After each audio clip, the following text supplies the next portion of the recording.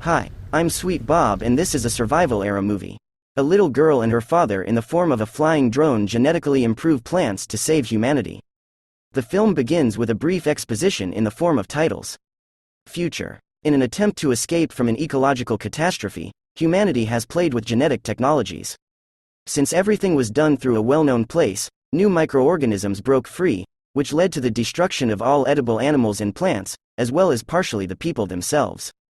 Survivors huddle in so-called citadels, where strict population control and the latest technologies help to survive.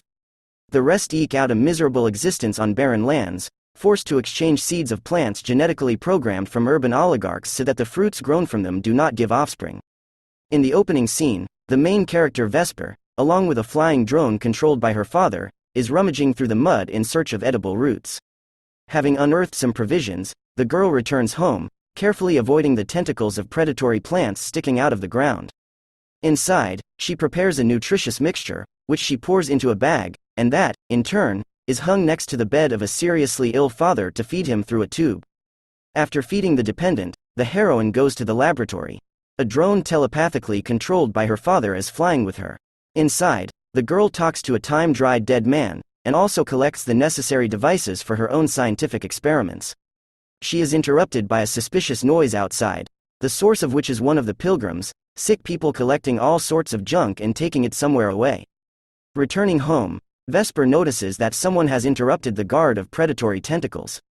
With a knife in her hand, she sneaks into the house, but there is no one there.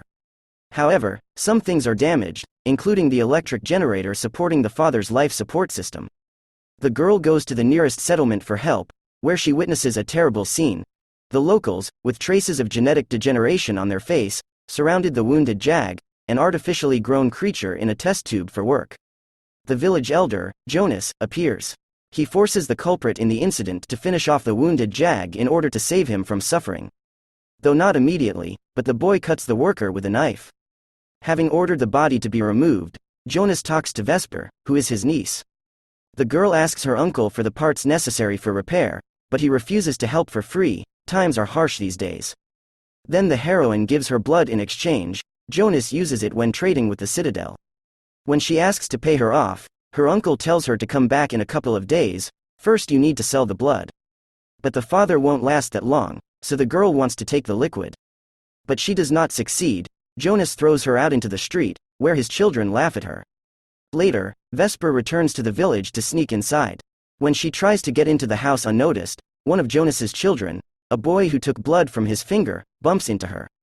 But he doesn't say anything, allowing the heroine to carry out her plan. But in addition to parts for the generator, she also steals seeds, from which her uncle unsuccessfully tries to grow a crop. Returning back, the heroine sees a falling glider in the sky, but does not pay attention to it. At home, she shows her father the stolen seeds, which she wants to try to genetically unlock so that they give offspring naturally. The next day, wandering through the forest, the girl finds a wounded woman who, judging by her clothes, arrived from the Citadel. She was already surrounded by blood-sucking plants. Noticing that she is still breathing, Vesper detaches the blood-sucking flagella and drags the body home, where he treats wounds and pulls out parasites. The father is unhappy that she brought an outsider, but the heroine believes that she did the right thing. The rescued one can become her ticket to a better life within the walls of the Citadel. Meanwhile, a woman named Camellia wakes up and hides a knife under her pillow. She asks Vesper where her companion is. He must be found. Vesper, contrary to his father's words, promises to find the second passenger, but in the morning, because it's not good to wander through the woods at night. In the evening, the girl tries to feed the guest, but she is not used to eating soup with larvae and caterpillars, even if she carefully chose the juiciest.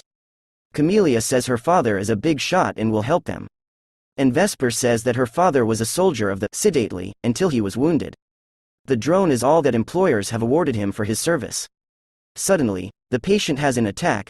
Camellia calms him with a kiss, after which he forgets to sleep soundly. In the morning, the heroine and the drone go in search of the crashed glider. Following the traces of the fragments, she finds the device in the lowlands. Vesper does not have time to open the door when Jonas appears with his men. Seeing a wounded man from the Citadel inside, Jonas, instead of helping, strangles him, despite the tears and pleas of his niece. Realizing that there is a second passenger somewhere, the uncle asks the girl if she has met anyone, but she lies so as not to give away the camellia. Returning home, she lies to the guest, saying that she found nothing. At night, Vesper leads Camellia into his garden, where the plants she created grow. She wants to demonstrate her usefulness as a geneticist, so that she puts in a good word for her at the Citadel. In the house, the girl tells about her mother. One day she fell ill and left with the pilgrims.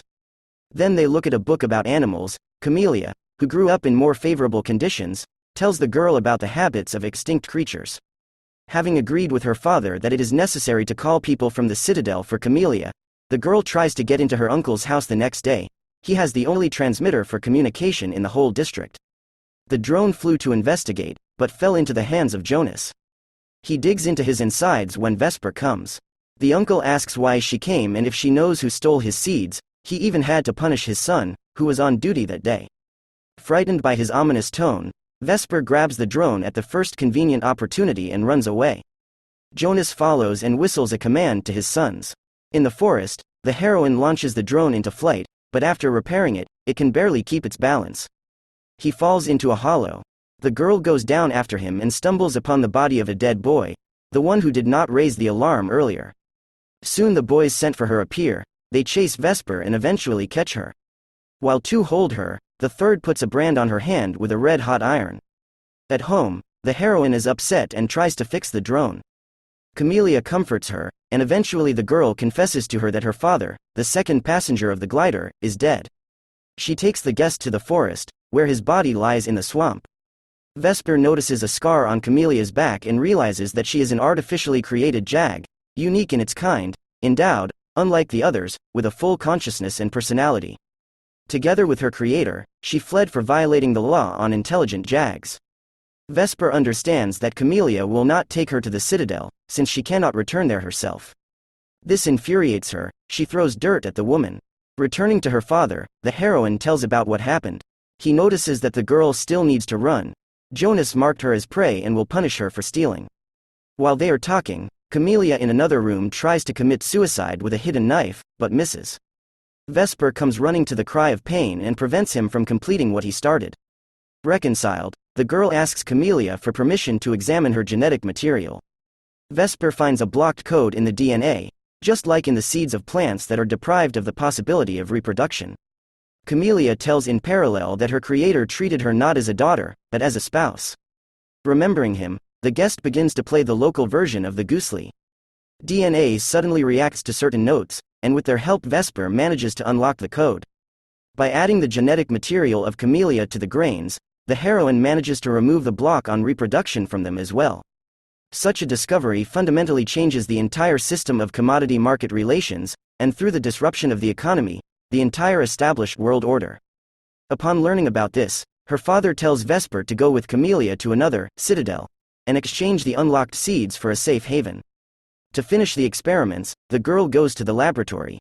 At this time, Jonas comes to the house, and finds Camellia there. He offers to go with him, threatening to kill his sick brother if he refuses. But noticing that she is not a person, but a jag, Jonas tries to rape her first, and then kill her. In this he is hindered by the returned Vesper and drone. A fight breaks out between Jonas and the girls. It ends when his hand is pinned to the table with a knife. The niece offers her uncle a deal. He leaves them alone, receiving unblocked seeds in return. Then he will have his own harvest and will not have to collect blood from children to trade with the Citadel. However, after returning to the village, the man communicates with the Citadel via the transmitter and surrenders the escaped jag. In the evening, while Vesper is experimenting, an attack begins on the house. First, through a crack under the door, a kind of slurry penetrates, resembling a rapidly growing mold. People climb up from her on the table, but she keeps coming up and coming up.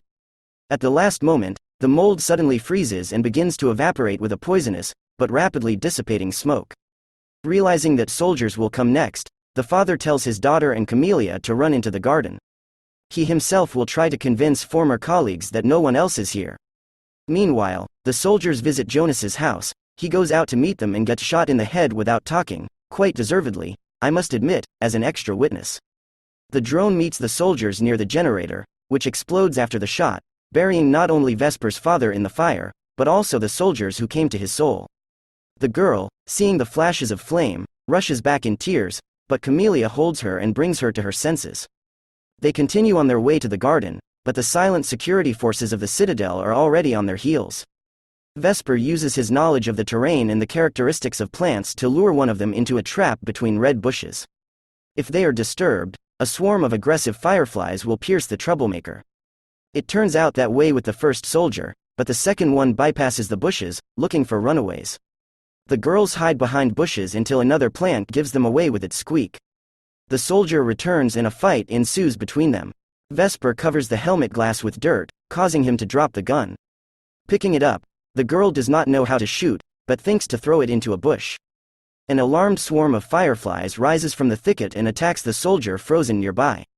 Camellia, realizing that the soldiers will not stop chasing her, is going to return and surrender. Vesper, in tears, begs her to stay and not leave her, but Jag, using a soporific kiss, puts the girl to bed. After sprinkling the body with dry leaves, Camellia goes to the garden, where the soldiers find her. Waking up in the morning in the forest on the ground like a drunkard after a heavy drink, Vesper returns to the ashes where the house was. She plants a few seeds in the blackened earth. 4 of Jonas's children, who miraculously survived the night sweep, find her doing this. When Vesper leaves in search of a new Citadel, they go after her. Children travel around the country, joining a string of pilgrims dragging the collected garbage in one direction known to them. A few days later, the travelers come to a huge man-made tower made of junk, built by pilgrims who pitched a tent city at its base. Approaching the tower, Vesper, like Roland from Gilead, realizes that her journey is almost over. Leaving the companions below, the girl climbs up the fragile structure of the tower. Almost falling off in the process, she climbs to the very top, on an observation deck towering over the surrounding forests. The girl looks around, and notices the giant domes of another Citadel nearby. However, instead of getting off and going there, Vesper takes out the unlocked seeds, and throws them to the wind so that it spreads them as wide as possible and plants nearby lands. And there, you see, vegetables and fruits will eventually spread all over the earth again. This is where the film ends.